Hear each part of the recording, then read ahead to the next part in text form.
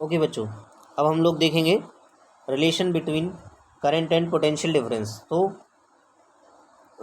इसको हम और किस नाम से जानते हैं? इसको हम जानते हैं ओम्स लॉ के नाम से। तो कई बार क्वेश्चन में ये पूछ लेता है कि ओम्स लॉ हमको क्या बताता है ना।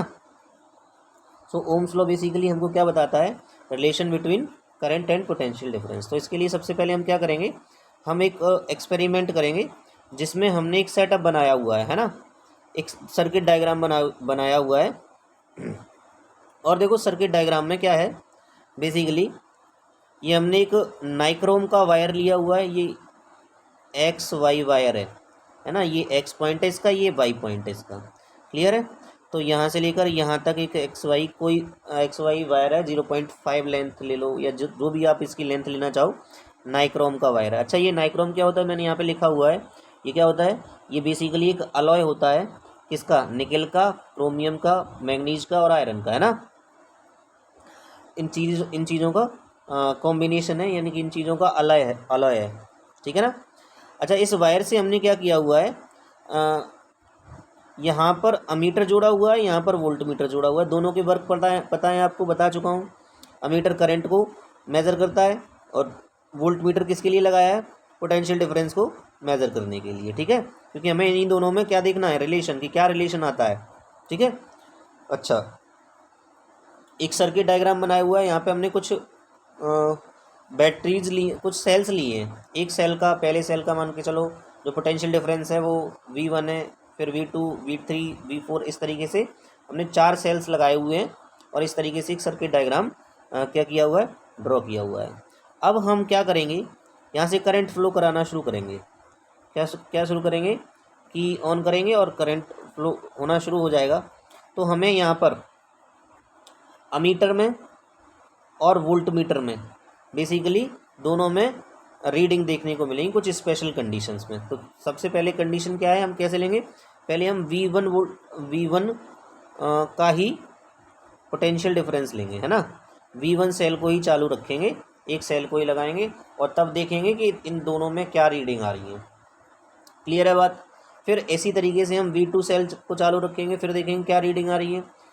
फिर V3 सेल रखेंगे, फिर देखेंगे क्या रीडिंग आ रही है। फिर V4 रखेंगे, फिर देखेंगे क्या रीडिंग आ रही है। ध्यान रखना, जब हम ये जो एक्सपेरिमेंट करते हैं तो उस समय पर physical conditions like temperature, pressure, है ना, ये सारी चीज़ें अनचेंज होनी चाहिए, यानी कि चेंज नहीं होनी चाहिए, है ना।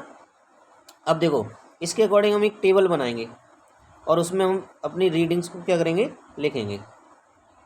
इस तरीके से कुछ हमने टेबल बनाई हुई है ना। तो देखते हैं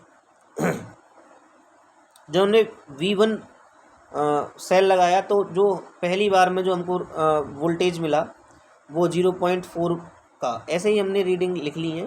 ये एक्सपेरिमेंटली आता है ना, ज़रूरी नहीं यही आ जाए, कोई भी वैल्यू आ सकती है। और उस समय पर जो करंट था वो कितना था, 0.1 था। और अगर हम यहाँ पर इन दोनों का रेशियो निकालें तो बेसिकली इन दोनों का रेशियो भी हम यहाँ से फाइंड कर सकते हैं। क्या आएगा, 0.4 डिवाइडेड बाई 0.1, तो क्या मिलेगा हमको, 4 ही मिलेगा। इसी तरीके से जब हम V2 वाली बैटरी लगाएंगे या सेल लगाएंगे तो उस समय पर जो करंट होगा I2 वो ये आएगा, है ना। और अगर हम इसको 0.8 ले रहे हैं तो ये कितना मिल रहा था हमको, 0.2 मिल रहा था, है ना। जब हम इन दोनों का रेशियो लिया तो इनको हमें ये जो रेशियो मिला हमको वो क्या मिला, 4 का। कितने का मिला, 4 का मिला, है ना। इसी तरीके से हमने यहाँ पर भी एक रीडिंग ली हुई है, यहाँ पर भी ली हुई है, यहाँ पर भी ली हुई है ना, और यहाँ पर भी एक रीडिंग ली हुई है। तो और सब में जब हमने पोटेंशियल डिफरेंस और करंट का जब हमने रिलेशन देखा तो हमें एक ऐसी वैल्यू मिल रही है कि वो चेंज नहीं हो रही है ना। सो बेसिकली हम ये कह सकते हैं कंक्लूजन के तौर पे कि जो V/I का रेशियो है, V/I का जो रेशियो है वो कभी भी चेंज नहीं होगा। तो अगर हम इसको ग्राफ पर प्लॉट करें तो आप लोग देखेंगे कि ये जो ग्राफ इनका बनेगा वो कुछ एक स्ट्रेट लाइन टाइप का मिलेगा, इस तरीके से, है ना। इस तरीके से एक स्ट्रेट लाइन मिलेगी। ठीक है, तो ये हमको क्या शो कर रहा है, ये हमको ये शो कर रहा है कि जो V और I का रेशियो हम ले रहे हैं, V और I का रेशियो जो हम ले रहे हैं वो एक कांस्टेंट टर्म के बराबर आ रहा है। क्या आ रहा है? कांस्टेंट आ रहा है ना। और उस कांस्टेंट को हमने क्या नाम दे दिया है यहाँ पर? इस कांस्टेंट को हमने नाम दे दिया आर, विच मीन्स रेजिस्टेंस। क्या है ये? रेजिस्टेंस है। क्या है ये? रेजिस्टेंस है ना। समझ गए होगे। अब ओम्स लॉ का जो स्टेटमेंट है, देखो यहाँ से हमने एक्सपेरिमेंटली हमने क्या सीख लिया कि V और I का जो रेशियो है वो हमेशा एक कांस्टेंट आता है। क्या आता है? कांस्टेंट आता है। ये एक्सपेरिमेंटली है ना। अब हम इसकी स्टेटमेंट देखते हैं कि इसकी स्टेटमेंट क्या है। सो जो ओम्स लॉ की स्टेटमेंट है वो क्या है? The current flowing through the metallic wire is directly proportional to the potential difference across its end. मतलब किसी वायर में फ्लो होने वाला जो करंट है वो उस वायर के दो सिरों के बीच में, दो एंड पॉइंट के बीच में क्रिएट किए गए पोटेंशियल डिफरेंस के डायरेक्टली प्रोपोर्शनल होता है ना। मतलब अगर हम ये कहें कि अगर हम पोटेंशियल डिफरेंस की वैल्यू बढ़ा देंगे तो करंट डेफिनेटली क्या हो जाएगा? इंक्रीज हो जाएगा, है ना। यही तो मतलब होता है डायरेक्टली प्रोपोर्शनल का। ठीक है। तो अब हम यहाँ से क्या करेंगे? अब हम यहाँ से क्या करेंगे? इस बात को हम ऐसे भी लिख सकते हैं कि अगर करंट अगर डायरेक्टली प्रोपोर्शनल पोटेंशियल डिफरेंस के है तो पोटेंशियल डिफरेंस भी डायरेक्टली प्रोपोर्शनल किसके होगा? करंट के। ऐसा कह सकते हैं? बिल्कुल कह सकते हैं, है ना। तो अगर मैं यहाँ से ये प्रोपोर्शनलिटी का सिंबल हटाऊँ तो मुझे क्या मिलेगा? एक कांस्टेंट लगाना पड़ेगा। और उस कांस्टेंट को हम यहाँ पे क्या देंगे? नाम देंगे, क्या नाम देंगे? आर नाम दे देंगे। ठीक है। तो अब हम यहाँ से V और I का रेशियो निकालें तो V और I का रेशियो फिर भी हमें किसके बराबर मिलेगा? R के बराबर मिलेगा। ऐसा ही तो हमने एक्सपेरिमेंट में सीखा था, है ना। यही तो हमने एक्सपेरिमेंट में सीखा था। तो यहाँ पर ये जो R है, इस R को क्या बोला जाता है? रेजिस्टेंस बोला जाता है। बेसिकली अगर हम इस फॉर्मूले के अकॉर्डिंग इसकी डेफिनेशन देना चाहें तो ratio of potential difference and current flowing through the conductor is called resistance. यानी कि पोटेंशियल डिफरेंस और करंट के बीच का जो रेशियो है ना, उसको हम क्या कहेंगे? उसको हम रेजिस्टेंस कहेंगे, है ना। अब हम आगे बढ़ते हैं। यहाँ से देखो, यहाँ से क्या मैं इस फॉर्मूले को कुछ दूसरी फॉर्म में लिख सकता हूँ? बिल्कुल लिख सकते हैं भाई। क्या लिख सकते हैं? यहाँ से हम ये कह सकते हैं कि भाई आई की जो वैल्यू आएगी वो V अपॉन आर के बराबर आएगी। क्लियर है। तो यहाँ से हम ये कहें कि करंट का इन दोनों टर्म्स के साथ क्या रिलेशन है, तो हम ये कह सकते हैं कि करंट जो होता है वो पोटेंशियल डिफरेंस के डायरेक्टली प्रोपोर्शनल होता है। यानी कि अगर हम करंट की वैल्यू ज़्यादा चाहते हैं तो हमें क्या करना पड़ेगा? हमें ज़्यादा पोटेंशियल डिफरेंस क्रिएट करना पड़ेगा। और ज़्यादा पोटेंशियल डिफरेंस कैसे क्रिएट होगा?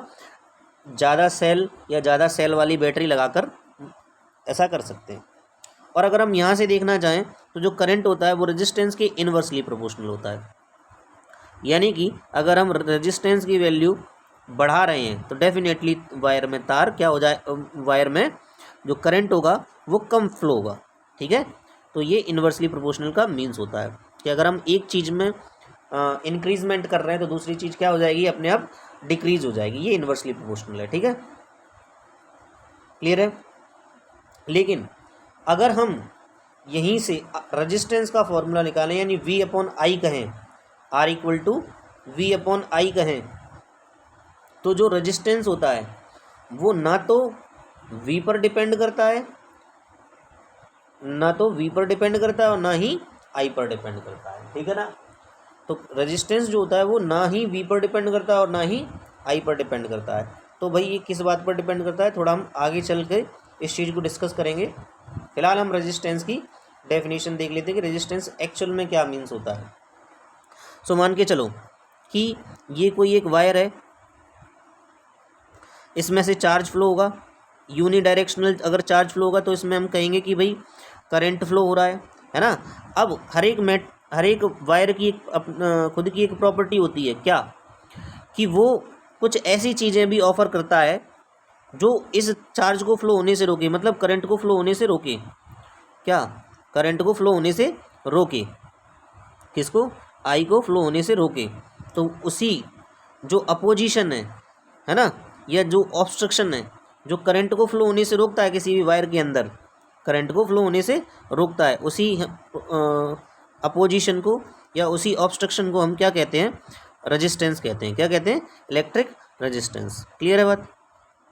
तो मैंने यहाँ पे डेफिनेशन लिखी हुई है कि द अपोजिशन और the obstruction offered by the conductor to flow of electrons is called the electric resistance. ठीक है ना? अगर हम इसका फॉर्मूला देखें तो R = V/I ये कह सकते हैं। यहाँ से अगर हम इसकी SI यूनिट निकालें तो V की SI यूनिट क्या हो जाएगी? V की SI यूनिट हो जाएगी वोल्ट, और I की SI यूनिट क्या हो जाएगी? एम्पियर। तो वोल्ट पर एम्पियर क्या हो गया? वोल्ट पर एम्पियर, यहाँ से हमें क्या मिल गया?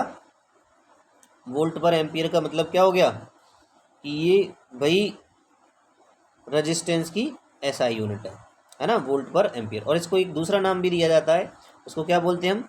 ओम। ठीक है, क्या नाम दिया जाता है? ओम। आगे बढ़ते हैं। अभी जो हमने वहाँ पे क्वेश्चन छोड़ा था कि जो रेजिस्टेंस होता है वो V पर और I पर डिपेंड नहीं करता है ना, तो फिर वो तो क्वेश्चन ये अराइज होता है कि वो फिर किन बातों पर डिपेंड करेगा। तो देखते हैं कि ये किन बातों पर डिपेंड करता है। तो मैंने यहाँ पे लिखा हुआ है कि जो रेजिस्टेंस होता है वो कुछ 2-3 बातों पर डिपेंड करता है। ये जो मैंने लिखी हुई है मैं यहाँ पे इनको समझाता हूँ। जैसे मान के चलो ये एक वायर है, ठीक है, तो L लेंथ का वायर है, L लेंथ का, है ना। तो जो रेजिस्टेंस होगा वो वायर की लेंथ पर डिपेंड करेगा, यानी जितनी ज़्यादा लेंथ होगी, कैसे डिपेंड करेगा? डायरेक्टली प्रोपोर्शनल के रिलेशन से, है ना। यानी कि जितना लंबा वायर होगा उतनी ज़्यादा उसमें रेजिस्टेंस होगा, यानी कि रेजिस्टेंस ज़्यादा फ्लो होगा। और अगर रेजिस्टेंस ज़्यादा है यानी कि अपोजिशन ज़्यादा है, और अपोजिशन ज़्यादा है इसका मतलब करंट कम फ्लो होगा। ठीक है ना, करंट कम फ्लो होगा, मतलब ज़्यादा लंबे वायर में जो करंट होता है वो कम फ्लो होता है। ऐसे आप समझ सकते हैं। एरिया ऑफ क्रॉस सेक्शन से इन्वर्सली प्रोपोर्शनल के रिलेशन से डिपेंड करता है। मतलब अगर आप ए की वैल्यू कम रखेंगे तो रेजिस्टेंस क्या हो जाएगा? ज़्यादा। अच्छा, एरिया ऑफ क्रॉस सेक्शन ये वाला एरिया होता है ना वायर का, जब हम वायर को सामने से देखते हैं, ठीक है, ये सर्कुलर पोर्शन, यानी कि उसकी मोटाई कह सकते हैं। ठीक है, तो अगर हम ए की वैल्यू कम रखते हैं तो रेजिस्टेंस ज़्यादा होगा, और ए की वैल्यू अगर हम ज़्यादा रखते हैं तो रेजिस्टेंस क्या होगा? कम। यानी कि ज़्यादा मोटे वायर में करंट अच्छे से फ्लो हो सकता है, आप ऐसे समझ सकते हैं ना। ठीक है, और तीसरा जो है वो क्या है? नेचर ऑफ द मटेरियल, यानी कि मटेरियल के नेचर पर, कि मटेरियल जिससे वायर बना हुआ है उसका नेचर क्या है ना। जितना अच्छा मटेरियल होगा वो उतना ही कम रेजिस्टेंस क्या करेगा? ऑफर करेगा, है ना। जितना अच्छा मटेरियल होगा करंट के लिए वो उतना ही कम रेजिस्टेंस क्या करेगा? ऑफर करेगा। अरे भाई, रेजिस्टेंस अगर कम होगा तभी तो करंट ज़्यादा फ्लो हो पाएगा। ठीक है, सो इस वीडियो में हम लोग इतना ही रखते हैं। अगर आपको ये वीडियो पसंद आई हो तो प्लीज़ इसे लाइक शेयर सब्सक्राइब ज़रूर कीजिए मेरे चैनल।